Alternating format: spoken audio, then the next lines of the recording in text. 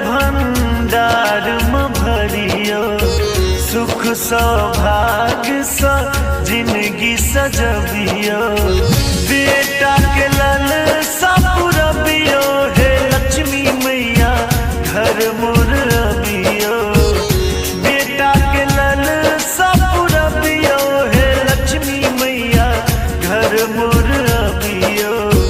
निर्धन घर भंडार में भरियो, सुख सौभाग्य सा जिंदगी सजबियो।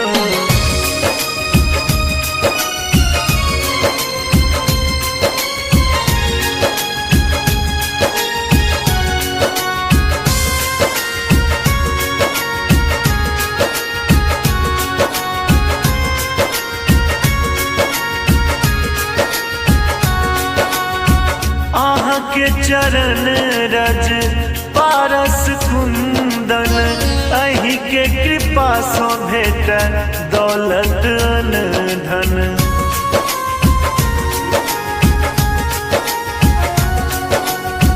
आहाँ के चरण रज पारस कुंदन, अहि के कृपा सो भेट दौलत धन। दीन दुखी के विनती में सुनियो, निरसल सुत के भाग जगबियो। प्यासल हिया मजुरबियो, हे लक्ष्मी मैया घर मोर अबियो। निर्धन घर भंडार में भरियो, सुख सौभाग्य सा जिंदगी सजबियो।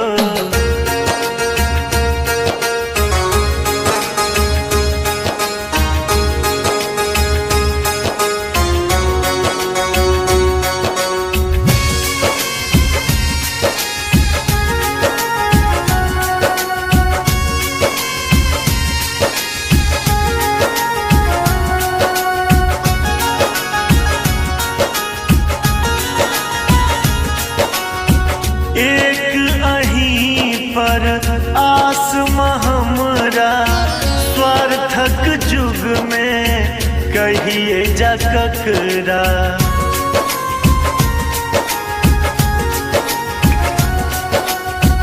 एक अहीं पर आस हमरा, स्वार्थक जुग में कहिए जा ककरा। भाग्यक रेखा मैया हमरो बदलियो, तम हरी जिंदगी इजोरे में करियो। पुत्रक मान धरियो, हे लक्ष्मी मैया घर मोर अबियो। निर्धन घर भंडार में भरियो, सुख सौभाग्य सा जिंदगी सजबियो।